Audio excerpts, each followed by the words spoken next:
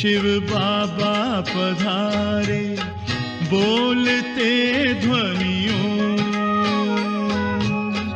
ब्रह्म मुख से मधुर वाणी, बोलते ध्वनियों, ब्रह्म से शिव बाबा पधारे। ओम शांति। आज है ज्ञान सूर्यवार। आज 21/2/2021 के लिए अव्यक्त बाप दादा के वरदानी महावाक्य और मुरली का शीर्षक है निरंतर सेवादारी बनने का साधन, 4 प्रकार की सेवाएं।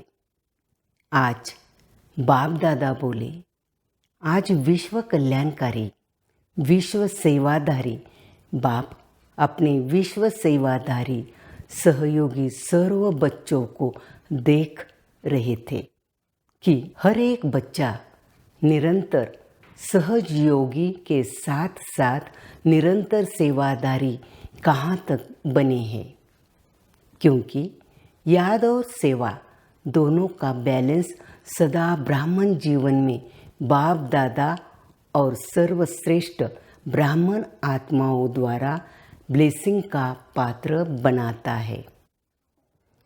यह सर्व आशीर्वाद लेने का आधार याद और सेवा का बैलेंस है। अगर निरंतर योगी है तो साथ साथ निरंतर सेवादारी भी है। सेवा का महत्व सदा बुद्धि में रहता है। जब तक निरंतर सेवादारी नहीं बने तब तक सदा की आशीर्वाद के अनुभवी नहीं बन सकते। जैसे समय प्रमाण, सेवा के चांस प्रमाण, प्रोग्राम प्रमाण सेवा करते हो, उस समय सेवा के फल स्वरूप बाप की परिवार की आशीर्वाद व सफलता प्राप्त करते हो, लेकिन सदा काल के लिए नहीं। इसलिए कभी आशीर्वाद के कारण सहज स्व व सेवा में उन्नति अनुभव करते हो और कभी मेहनत के बाद सफलता अनुभव करते हो, क्योंकि निरंतर याद और सेवा का बैलेंस नहीं है। निरंतर सेवाधारी कैसे बन सकते? आज उस सेवा का महत्व सुना रहे हैं। सारे दिन में भिन्न भिन्न प्रकार से सेवा कर सकते हो। इसमें एक है स्व की सेवा, अर्थात स्व के ऊपर संपन्न और संपूर्ण बनने का सदा अटेंशन रखना। आपके इस पढ़ाई के जो मुख्य सब्जेक्ट है, उन सब में आपने आपको पास विद ऑनर बनाना है। इसमें ज्ञान स्वरूप, याद स्वरूप, धारणा स्वरूप सब में संपन्न बनना है। यह स्व सेवा सदा बुद्धि में रहे। यह स्व सेवा स्वतः ही आपके संपन्न स्वरूप द्वारा सेवा कराती रहती है, लेकिन इसकी विधि है अटेंशन और चेकिंग। स्व की चेकिंग करनी है, दूसरों की नहीं करनी। दूसरी है विश्व सेवा, जो भिन्न भिन्न साधनों द्वारा, भिन्न भिन्न विधि से, वाणी द्वारा व संबंध संपर्क द्वारा करते हो। यह तो सब अच्छी तरह से जानते हैं। तीसरी है यज्ञ सेवा, जो तन और धन द्वारा कर रहे हो। चौथी है मनसा सेवा, अपनी शुभ भावना, श्रेष्ठ कामना, श्रेष्ठ वृत्ति, श्रेष्ठ वाइब्रेशन द्वारा किसी भी स्थान पर रहते हुए अनेक आत्माओं की सेवा कर सकते हो। इसकी विधि है लाइट हाउस माइट हाउस बनना। लाइट हाउस एक ही स्थान पर स्थित होते दूर दूर की सेवा करते हैं। ऐसे आप सभी एक स्थान पर होते अनेकों की सेवा अर्थ निमित्त बन सकते हो। इतना शक्तियों का खजाना जमा है तो सहज कर सकते हो। इसमें स्थूल साधन व चांस व समय की प्रॉब्लम नहीं है। सिर्फ लाइट माइट से संपन्न बनने की आवश्यकता है। सदा मन बुद्धि व्यर्थ सोचने से मुक्त होना चाहिए। मन मनाभव के मंत्र का सहज स्वरूप होना चाहिए। यह चारों प्रकार की सेवा क्या निरंतर सेवादारी नहीं बना सकती? चारों ही सेवाओं में से हर समय कोई न कोई सेवा करते रहो तो सहज निरंतर सेवादारी बन जाएंगे और निरंतर सेवाओं पर उपस्थित होने के कारण, सदा बिजी रहने के कारण सहज मायाजित बन जाएंगे।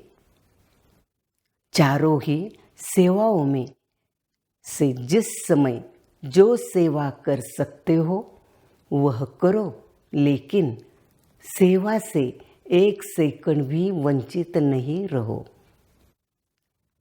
24 घंटा सेवाधारी बनना है।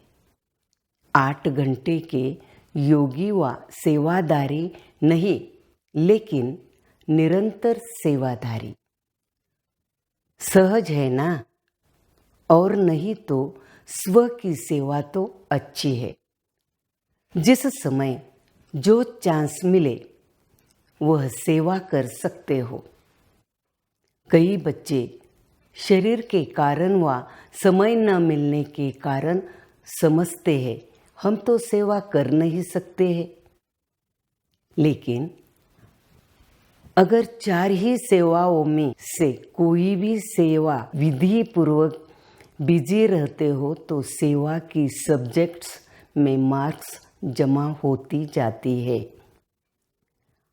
और यह मिले हुए नंबर यानी अंक फाइनल रिजल्ट में जमा हो जाएंगे। जैसे वाणी द्वारा सेवा करने वालों के मार्क्स जमा होते हैं, वैसे यज्ञ सेवा व स्व की सेवा व मनसा सेवा इनका भी इतना ही महत्व है। इसके भी इतने नंबर जमा होंगे। हर प्रकार की सेवा के नंबर इतने ही है, लेकिन जो चारों ही प्रकार की सेवा करते उसके उतने नंबर जमा होते। जो 1 व 2 प्रकार की सेवा करते उसके नंबर उस अनुसार जमा होते।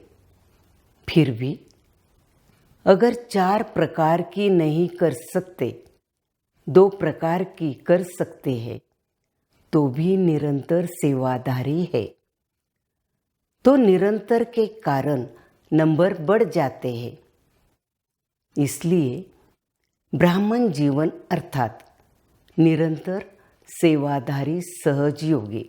जैसे याद का अटेंशन रखते हो कि निरंतर रहे, सदा याद का लिंक जुटा रहे, वैसे सेवा में भी सदा लिंक जुटा रहे। जैसे याद में भी भिन्न भिन्न स्थिति का अनुभव करते हो, कभी बीज रूप का, कभी फरिश्ता रूप का, कभी मनन का, कभी रूहरियान का, लेकिन स्थिति भिन्न भिन्न होते भी याद की सब्जेक्ट में निरंतर याद में गिनते हो। ऐसे यह भिन्न भिन्न सेवा का रूप हो, लेकिन सेवा के बिना जीवन नहीं। श्वास से श्वास याद और श्वास सेवा हो। इसको कहते हैं बैलेंस। तभी हर समय ब्लेसिंग प्राप्त होने का अनुभव सदा करते रहेंगे और दिल से सदा स्वतः ही यह आवाज़ निकलेगा कि आशीर्वादों से पल रहे हैं। आशीर्वाद से उड़ती कला के अनुभव से उड़ रहे हैं। मेहनत से, युद्ध से छूट जाएंगे। क्या, क्यों, कैसे, यह प्रश्नों से मुक्त हो सदा प्रसन्न रहेंगे। सफलता सदा जन्म सिद्ध अधिकार के रूप में अनुभव करते रहेंगे। पता नहीं क्या होगा, सफलता होगी व नहीं होगी, पता नहीं हम आगे चल सकेंगे व नहीं चल सकेंगे। यह पता नहीं का संकल्प परिवर्तन हो तब मास्टर त्रिकालदर्शी स्थिति का अनुभव करेंगे। विजय हुई पड़ी है, यह निश्चय और नशा सदा अनुभव होगा। यही ब्लेसिंग की निशानियां हैं। समझा?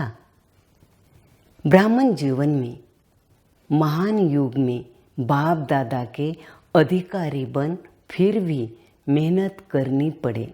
सदा युद्ध की स्थिति में ही जीवन बिताए। यह बच्चों के मेहनत की जीवन बाप दादा से देखी नहीं जाती। इसलिए निरंतर योगी, निरंतर सेवादारी बनो। समझा? अच्छा, आज का वरदान है संतुष्टता की विशेषता व श्रेष्ठता द्वारा सर्व के इष्ट बनने वाले वरदानी मूर्त भव। अर्थात जो सदा स्वयं से और सर्व से संतुष्ट रहते हैं वही अनेक आत्माओं के इष्ट व अष्ट देवता बन सकते हैं। सबसे बड़े से बड़ा गुण कहो, दान कहो या विशेषता व श्रेष्ठता कहो, वह संतुष्टता ही है। संतुष्ट आत्मा ही प्रभु प्रिय, लोकप्रिय और स्वयं प्रिय होती है। ऐसे संतुष्ट आत्मा ही वरदानी रूप में प्रसिद्ध होगी। अभी अंत के समय में महादानी से भी ज़्यादा वरदानी रूप द्वारा सेवा होगी। अच्छा, आज का स्लोगन है विजयी रत्न वह है जिसके मस्तक पर सदा विजय का तिलक चमकता हो। अच्छा, सर्व निरंतर योगी, निरंतर सेवाधारी श्रेष्ठ आत्माओं को सदा त्रिकालदर्शी बन सफलता के अधिकार को अनुभव करने वाले, सदा प्रसन्न चित्त संतुष्ट श्रेष्ठ आत्माओं को हर सेकंड ब्लेसिंग के अनुभव करने वाले बच्चों को विधाता, वरदाता बाप दादा का याद, प्यार और नमस्ते। हम रूहानी बच्चों की रूहानी बाप दादा को भी याद, प्यार और नमस्ते। ओम शांति।